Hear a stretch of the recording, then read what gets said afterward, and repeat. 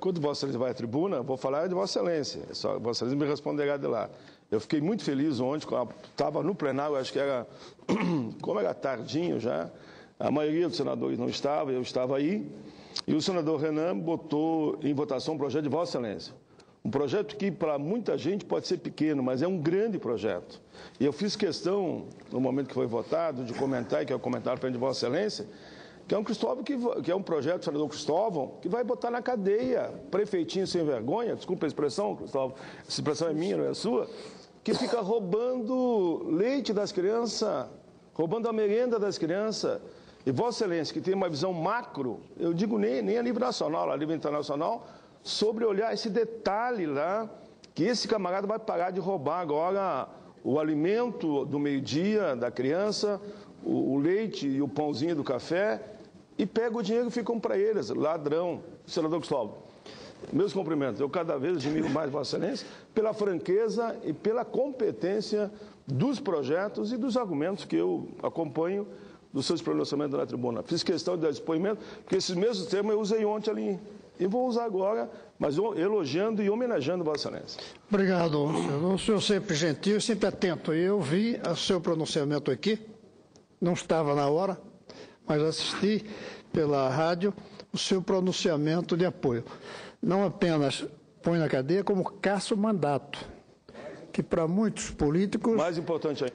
Muitos preferem ir para a cadeia do que perder o mandato.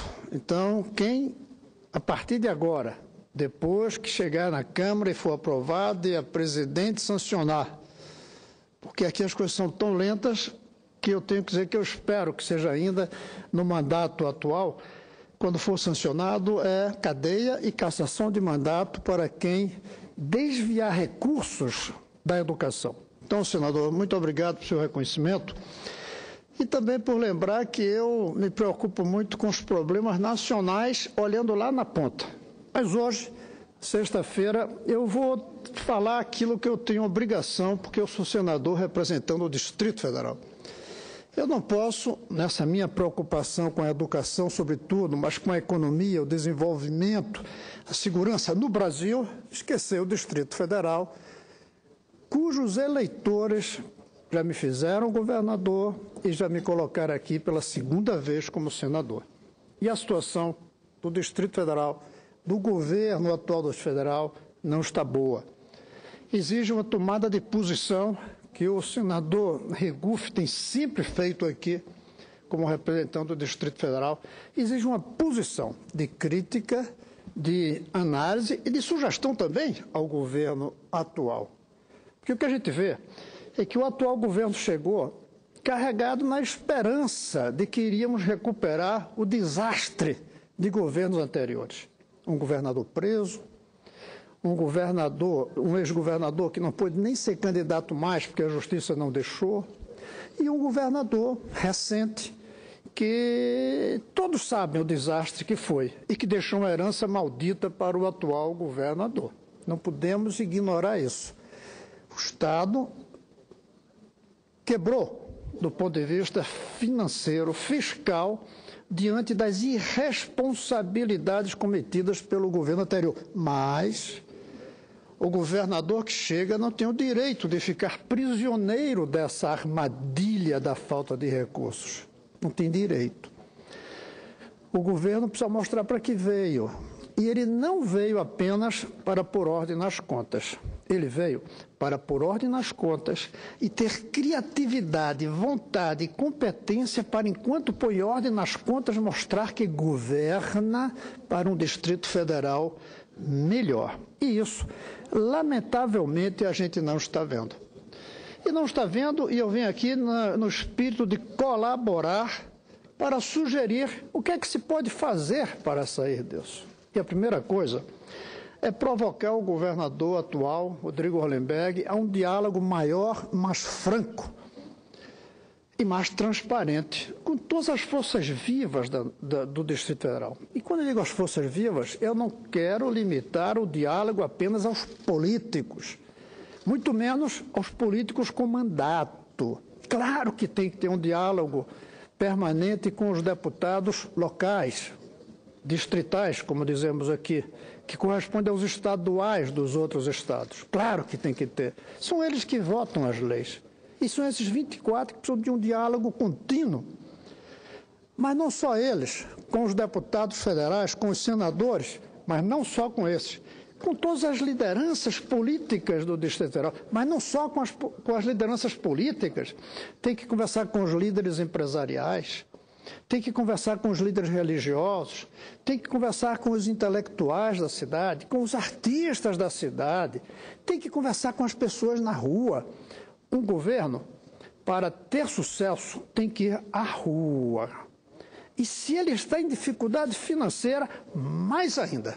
E a sensação que se tem é de que as pessoas querem ser escutadas, mas não estão sendo.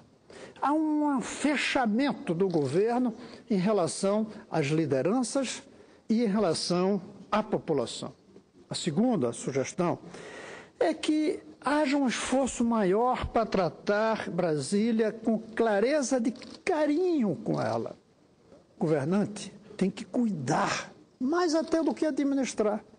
E o que a gente tem visto é que o governo nem chega ao nível de administrar porque se sentiu, se define, se coloca como prisioneiros específicos das finanças. Aí nem dá o salto para a administração geral. E pior ainda, para o cuidar. É preciso cuidar da cidade.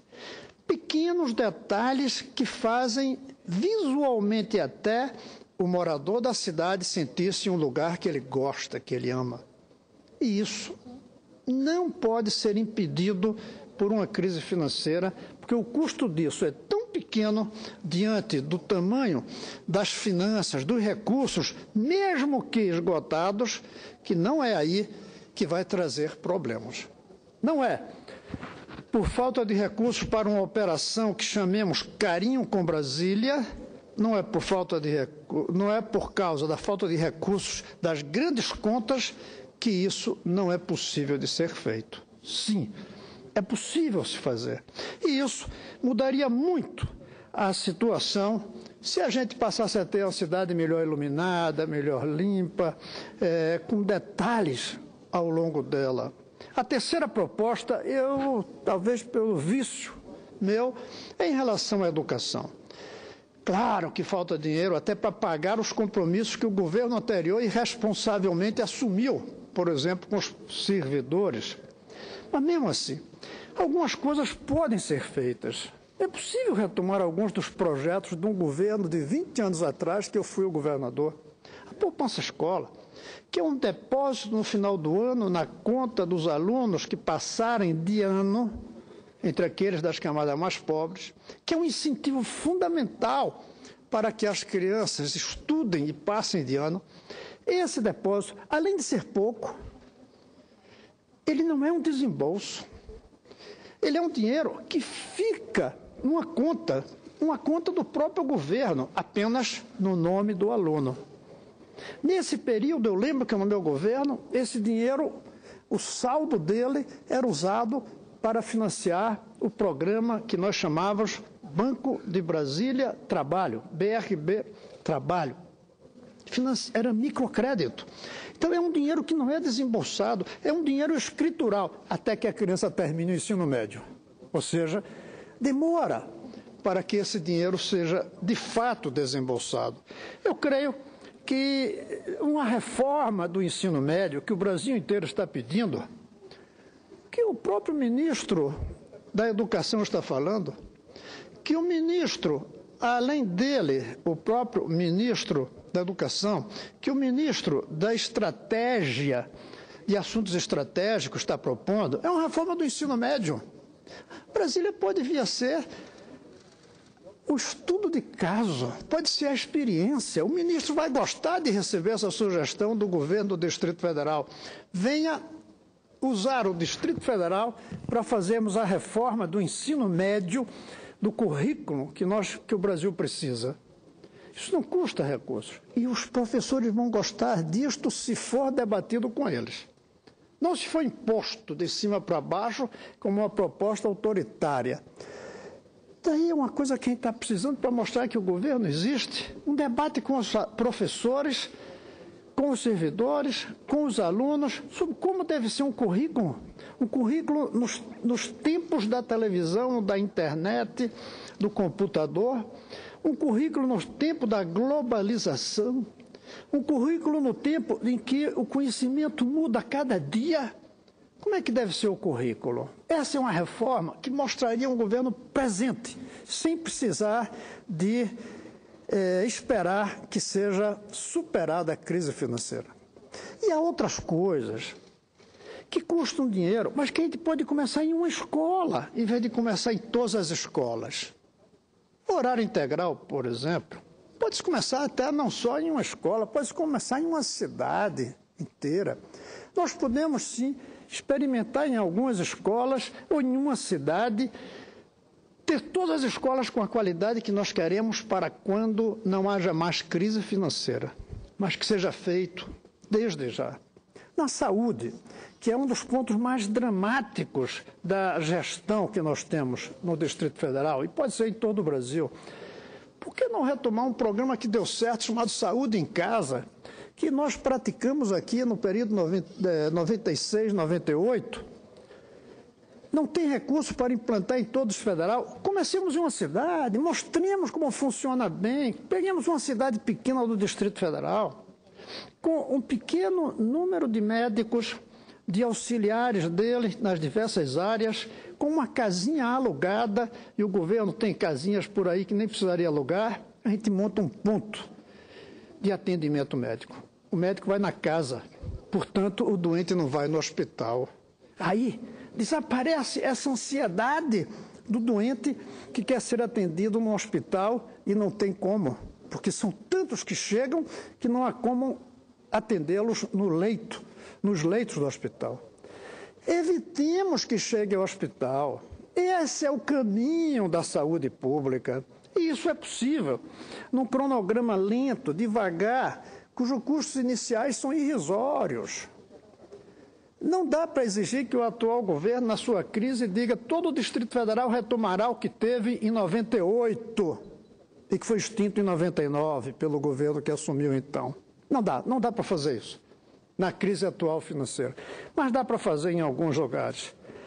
Uma quinta proposta é o transporte público, que é um gargalo difícil, mas que precisa de criatividade para enfrentar. O que não pode é, como a gente viu nessa semana, em que o secretário do transporte, o senhor que acompanha bem aqui deve ter visto, diante de uma greve nefasta, terrível, grave, o que diz o secretário? Isso não é problema do governo, isso é problema dos empresários e dos rodoviários. Não pode.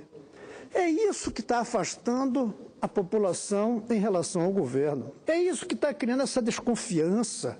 Quando o próprio governo diz, esse problema de transporte não é meu. Esse problema de transporte é dos empresários donos dos ônibus e dos motoristas que dirigem. Não pode.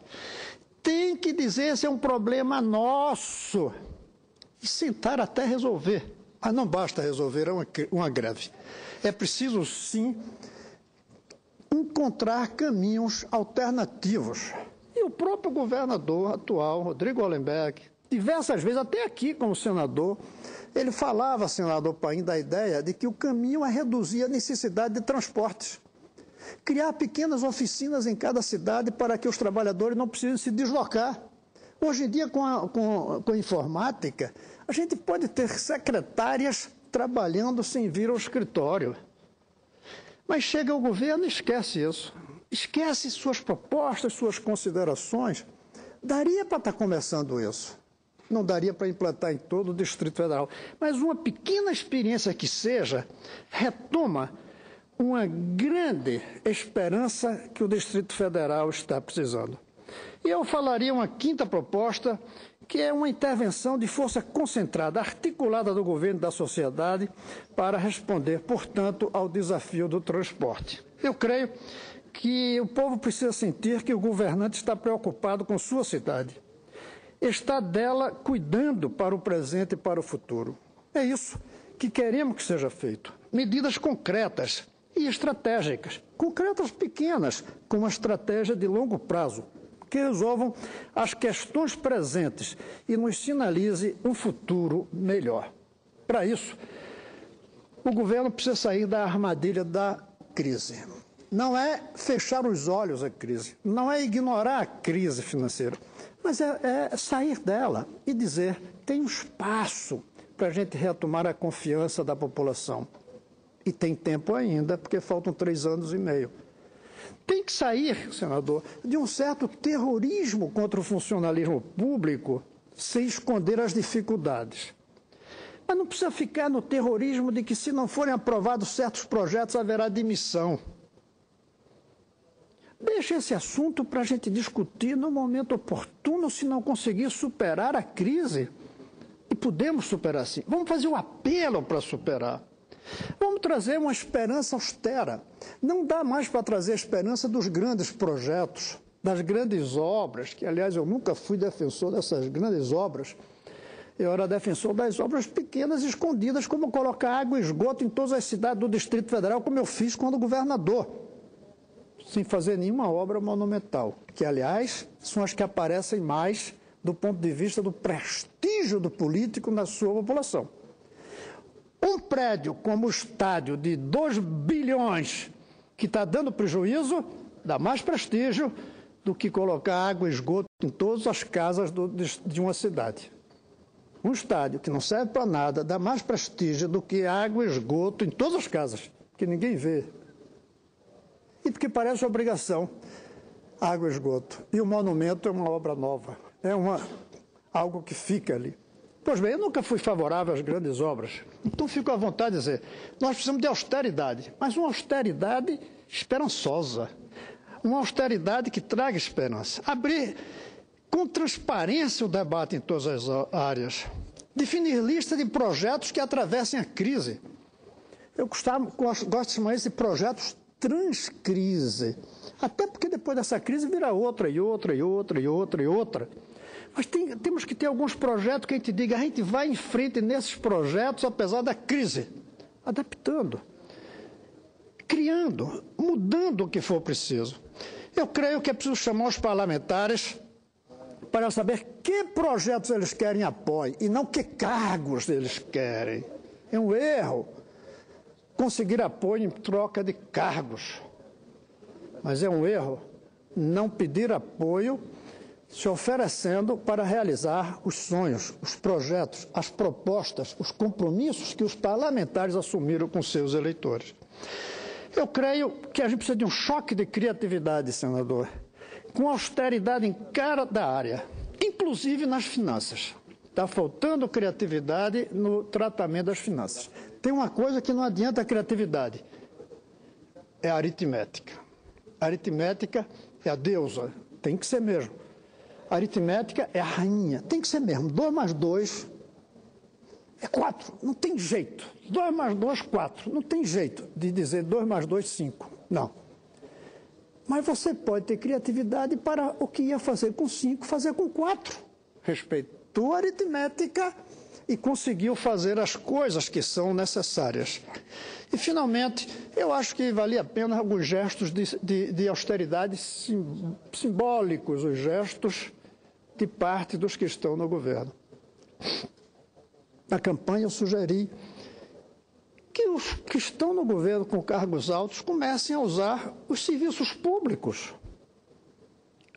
Isso não vai mudar, mas vai dar um sentimento da realidade do transporte público, da saúde pública, da educação pública.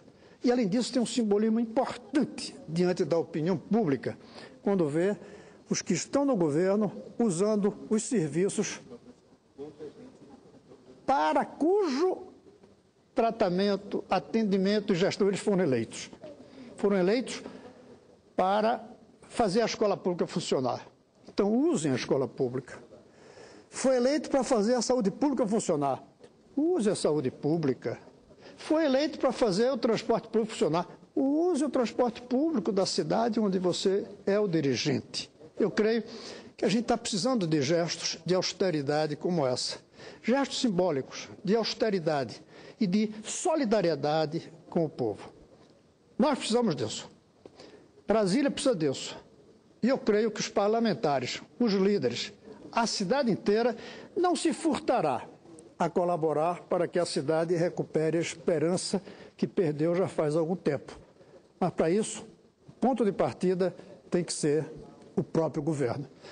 É isso que eu queria falar, senador Paim, nessa sexta-feira, agradecendo ao senhor que fez com que no começo lembrássemos do meu projeto que caça mandato, que coloca na cadeia aqueles que desviam dinheiro de saúde, da educação em qualquer município ou estado do Brasil. Eu espero que o projeto indo essa semana ainda para a Câmara dos Deputados, ali tenhamos apoio de parlamentares, deputados, para que esse projeto rapidamente chegue à Presidência da República, para que depois de sancionado o projeto, virando lei, a gente possa dizer: ninguém rouba dinheiro de merenda.